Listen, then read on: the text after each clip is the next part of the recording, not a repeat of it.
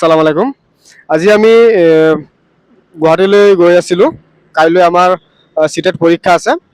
আমি মৰিগাঁৱৰ পৰা আমি সোণাপুৰলৈ প্ৰায় 55 কিলোমিটাৰ। আপোনালোকে দেখিব পাৰে এইটো মৰিগাঁৱৰ পৰা ডাইৰেক্ট গুৱাহাটী ৰুট। ইয়াৰখিনিতে আমাৰ সোণাপুৰ আহি আমাৰ যিখন জুবিন ক্ষেত্ৰ আছে তাতে আমি আহিলোঁ। আজি আপোনালোকক দেখুৱাম জুবিন ক্ষেত্ৰলৈ। বলক আমি আগুৱাই যাওঁ।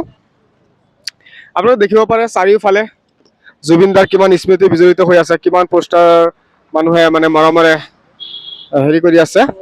চ' ইয়াতে বহুত মানুহ, চাৰিওপিনে আকৌ প্ৰশাসনৰো এটা চিকিউৰিটি গাৰ্ড আছে। চাৰিওফালে খুবেই ধুনীয়া আৰু ইয়াত যিটো প্ৰশাসনিক ব্যৱস্থা খুবেই মানে ভাল, যাতে আমাৰ এইটো বহুত কঠোৰ থাকে জেগাখন। বলক আমি আগুৱাই যাওঁ। চাব পাৰে গোটেইখিনি, অলপ গোটেইখিনি দেখাই দিয়ক।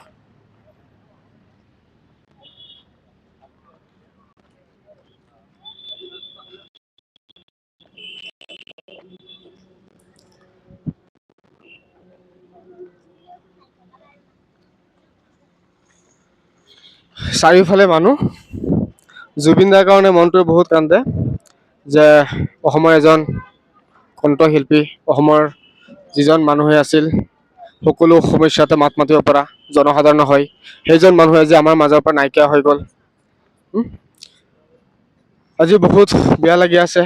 জুবিনদাৰ যিটো জুবিন ক্ষেত্ৰলৈ আহিলোঁ, এইখিনি চাব পাৰে। মানুহৰ গোটেই এইবোৰ মানুহৰ মৰম হয়। মানুহে জুবিন দাক কিমান ভাল পায়। চাৰিওফালে মানে এই মৰমবোৰ জুবিন দাৰ গোটেইবোৰে মৰমবোৰ হয়।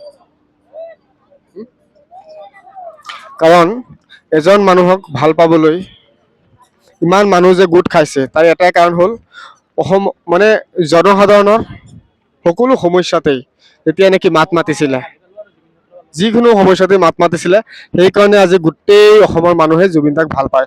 গোটেই অসম বুলি নহয়, গোটেই বিশ্বতেই জুবিন দাৰ নাম আছে। চ' বলক আমি মেইন জেগাখনলৈ যাওঁ।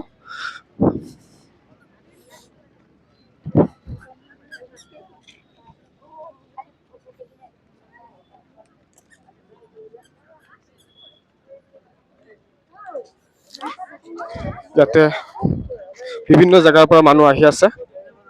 চাবই পাৰে জুবিন দাৰ লগত জড়িত হৈ থকা কিমান স্মৃতি মানুহে কিমান ভাল পায়। চাৰিওফালে মানুহৰ কেৱল মৰম আৰু ভাল পাই আছে।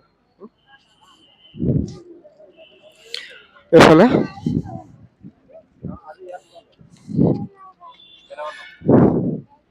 আমাৰ জুবিন দাক ইয়াতে অন্তিমখন জেগা য'ত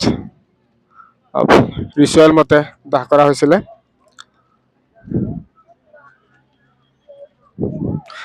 এইখন দেখাই দিয়ক।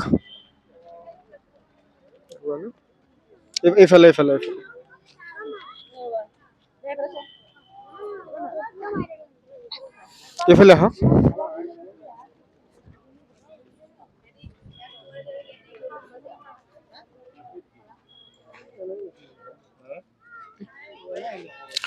এতিয়া মোৰ লগত আছে নাবিদুল হুছেইন। আমি একেলগে এখন বিদ্যালয়তে কাম কৰোঁ। সি মোৰ একচুৱেলি স্কুলত পঢ়ি থকা সময়ত মোৰ জুনিয়ৰ আছিলে 2 বছৰ। এতিয়া আমি একেখন স্কুলতে কাম কৰোঁ। আজি দুইজনে চিটেট পৰীক্ষা দিবলৈ গৈ আছিলোঁ। চ' আমি জুবিন ক্ষেত্ৰখন দৰ্শন কৰি চাবলৈ আহিলোঁ। চ' মনটো কান্দি আছে যে আমাৰ জুবিন দা আজি আমাৰ মাজত নাই। গোটেইফালে মানুহ কেৱল জুবিন দা ভাল পোৱাৰ কাৰণে আহিছে। গতিকে সকলোৱে ভিডিঅ'টো শেষলৈ চাব বুলি আশা ৰাখিলোঁ।